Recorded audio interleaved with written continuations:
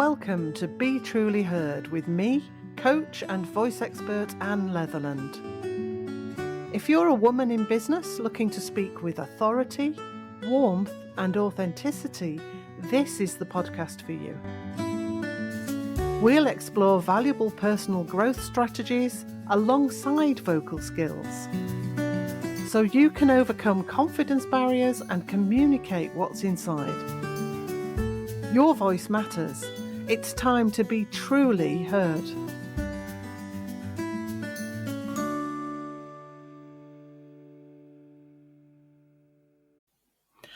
Hello and welcome back to Be Truly Heard. I'm Anne Leatherland, coach and voice trainer, and if you've been following along in the series, you'll know that we've been exploring the theme of taking up space. That's physically, vocally, and mentally. So for many women in business, it's the key to being noticed, respected, and remembered. So I'm going to play into that a bit more today. Today's episode then is called Stop Shrinking. It's about your voice and speaking and the habit of just holding back. Because shrinking is something we all do, often without even noticing. We sit smaller, we speak more softly, we hold ourselves back in meetings and conversations, and the habit can become ingrained. The problem is, when your voice shrinks, so does your impact. So let's break this down. First of all, we'll look at why we shrink. Then how that reticence, that holding back becomes a habit, and how to start overcoming it. We then need to change the thought that drives the habit. These messages become internalized expectations to step into a bigger, if you add that to the cultural layer, women are often rewarded for being self-effacing and punished, in a way, for being too much. Let's start then with the why. You know, many of us learned very early on the man is the boss and the woman is just bossy. Polite. I think I said that a while back. Was the safest way to navigate the world. Dr. Gillian That's certainly the way for women. Go and have a listen to that. As one. A little girl, very interesting. You may have been expected to be then quiet. There's fear. And to behave in a certain way. Fear of being judged, criticised, or simply ignored. Even though there are a lot fear that if we speak up, then we'll say the wrong thing. You may have heard phrases like, fear contracts the body, your shoulders roll forward, your breath becomes shallow. Don't be so loud. And I know this because clients have told me, and I felt it myself sometimes years ago. Your voice can feel trapped, like it just won't come out. Shrinking isn't just metaphorical then, it's physical. I just did it then as I was speaking to you, and it made a real difference to my voice and the way I came across. So the first step is simply recognizing why you shrink. Start noticing. Do I lower my volume when a senior colleague or somebody I haven't met yet or a potential client enters the room or is on the phone, whatever? Do I choose words that minimize my ideas, like just and oh, sorry, and maybe? We mentioned these a couple of episodes ago. And awareness is the basis that we need to start making changes. So do a bit of that noticing. Maybe keep a little notebook and note it down for a week just to see what you tend to do. Next then, how can we stop shrinking? How can we stop the reticence? It's that holding back, the overly long pause before you speak, that waiting, the second guessing. It often feels safer, say, to say nothing at all. But staying silent rarely serves us in business, does it? Here's a practical exercise for you. Practice speaking first in what we might call low stakes situations. So your next meeting or a phone call. Aim to make a contribution early on. It doesn't need to be groundbreaking. Something as simple as, I'd like to add to that point, can open the door to more.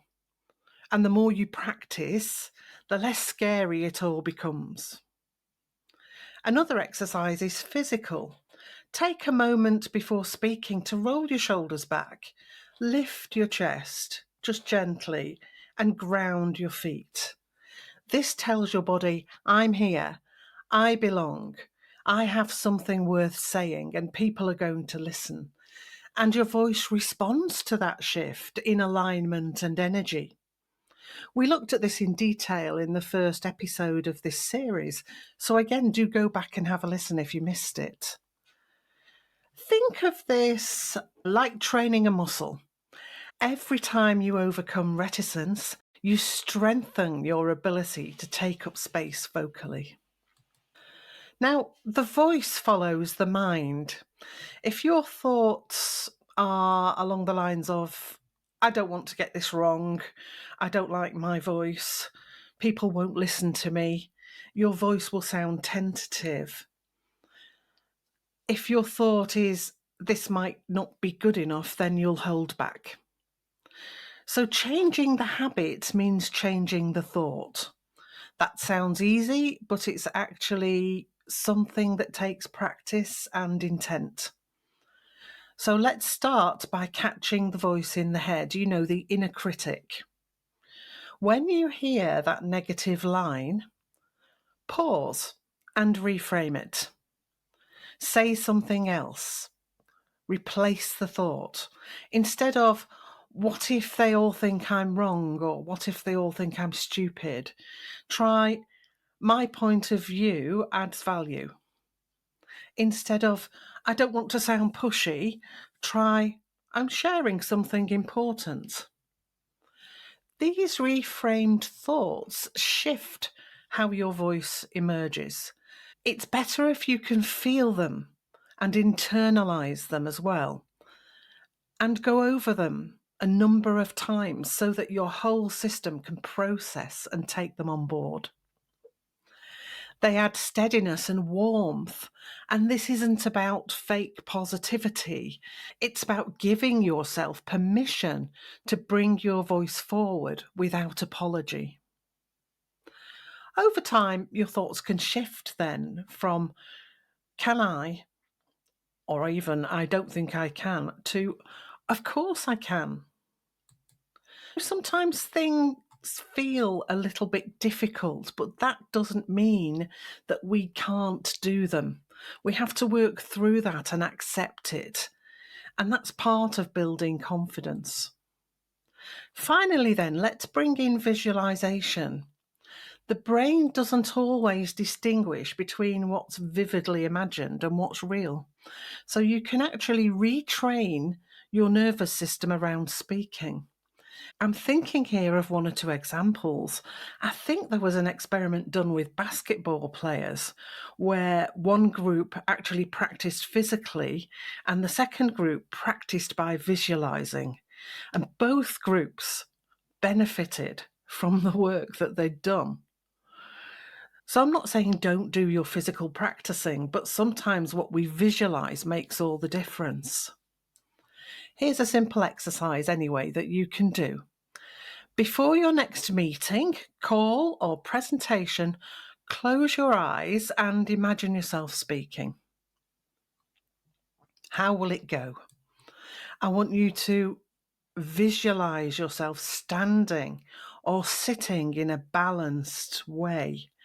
Everything connected, your voice flowing with clarity and calm authority. Picture your words landing in the room and people leaning in, nodding, maybe writing notes. Feel what that's like to take up the space with ease. Another powerful image is expansion. Imagine your voice filling the space, almost like light spreading into every corner. Your words don't just drop out of your mouth and fall, they travel into all the corners of the room and they land with all of the people. Do this consistently and your nervous system learns that speaking is safe. even empowering. You start to embody that bigger voice rather than shrinking back. By bigger voice, I mean more impactful voice. I don't necessarily mean loud.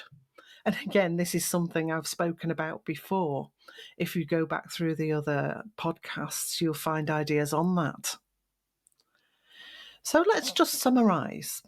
We've looked at the habit of shrinking, why it happens, how to begin overcoming it, how changing the thought changes the voice, and how visualization can help you step into a bigger, truer presence.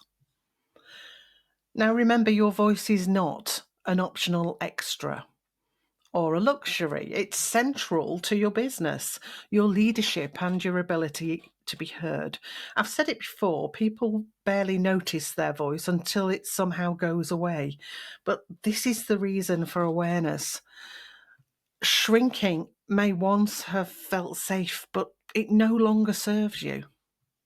So the next time you feel yourself holding back, ask, what would happen if I stopped shrinking, even just for this moment? I'd like to know what you find out with this, so do get in touch. Thank you for joining me today. If this episode has resonated with you, share it with a friend who also needs to hear that their voice matters. And if you're ready to take this further, you can find details of how to work with me and the Be Truly Heard programme in the show notes. Until next time, keep speaking up, keep taking up space, and remember, you deserve to be truly heard. I'll see you next time. Thanks for listening to Be Truly Heard. If something landed with you today, share it with a friend or leave a review. It really helps more women to find their voice. Want to go deeper? Join my email list for exclusive tips, resources, and invitations to events. You'll find the link in the show notes. Until next time, remember, your voice is powerful. Let's make sure it's truly heard.